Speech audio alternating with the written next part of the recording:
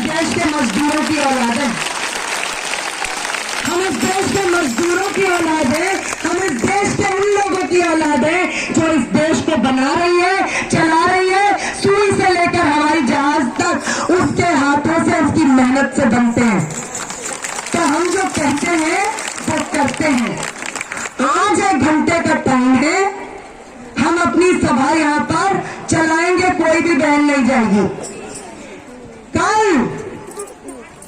कल हमारी रणनीति यही होगी, अगर ये ऑर्डर वापस नहीं होता है तो कल से 2 जगह धरने लगेंगे, यहाँ पर भी वहां पर भी। किसको कहां पहुंचना है? धमकी से और नहीं डरेंगे, धमकी से और WCD खबरदार।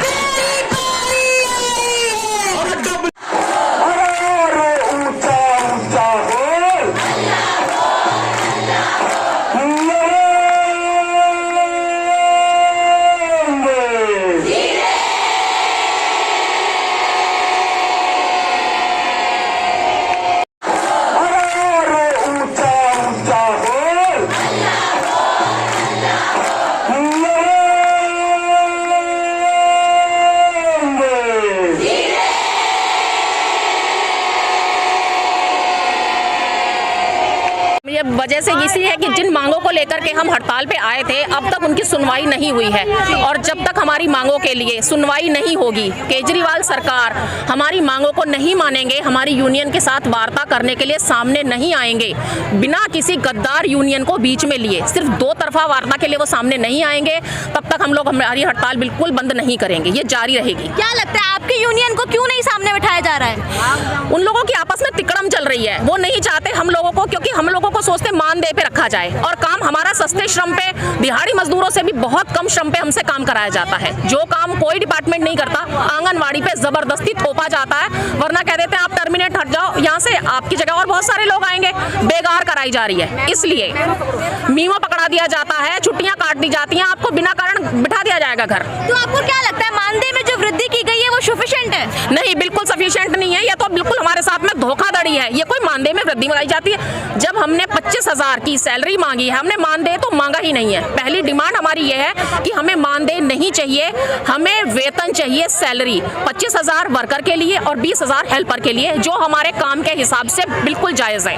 हमारी कोई मांग नाजायज नहीं है। आप लोग घर घर जाके लोगों को खाना भी बांटा है आप लोगों ने, उनकी जनगणना भी आप लोगों से कराई जाती है, लेकिन मानदेय आप लोगों को उसके बराबर नहीं दिया जाता। इसीलिए तो मजबूर होके हमें यहाँ आज हड़ताल पे आना पड़ा है, क्योंकि टीकाकरण माँ बाप को पता नहीं होता उसके बच्चों को कब टीका लगना, हमें मालूम होता है। इलेक्शन कब होगा वो सब काम हम कराएंगे। बच्चों का वेट, ग्रोथ मॉनिटरिंग जो होती है, जो सरकार दावे करती है, उन्होंने कुपोषण दूर किया, उसको करने वाले हम लोग हैं, लेकिन हमारे काम को उसकी वैल्यू नहीं मिलती। नेता उस चीज का सारा फायदा उठाते हैं कि हमने किया, अरे ग्राउंड लेवल पे काम तो वो हमने किया है, घर घर जाके कुपोषित बच्चों को ढूंढा है, उन्हें उनके हिसाब से कभी जो भी मेडिकल फैसिलिटीज प्रोवाइड करानी है वो करवाई जाती है, उनका टीकाकरण कराते हैं हम, उनको जो ये न्यूट्रिशन है ये प्रोवाइड कराते हैं। काम तो सारा हमारा है, लेकिन हमें उसमें कुछ नहीं मिलता। इस दौरान अगर आप किसी चीज से क्षतिग्रस्त हो जाते हैं तो क्या आपको किस तरह की मेडिकल सुविधाएं हैं? कोई नहीं मिलती मैडम। अगर हमें डिस्पेंसरी का कोई कार्ड, इवन क्या बड़े ESI कार्ड तो क्या होगा, जो लोकल डिस्पेंसरी होती है उसकी भी कोई हमें हेल्थ फैसिलिटी कोई प्रोवाइड नहीं कराई जाती।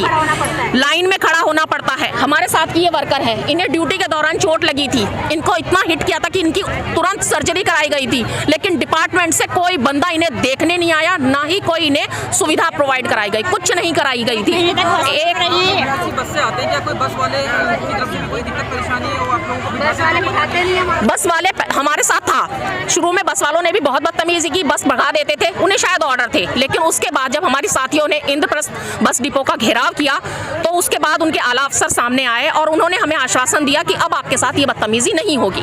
उसके बाद हालात थोड़े से सुधरे हैं, पहले बहुत बुरा हाल था। और भी लोग यहाँ मौजूद हैं जिनसे हम बात करने की कोशिश करेंगे कि क्या कुछ वो कहेंगे।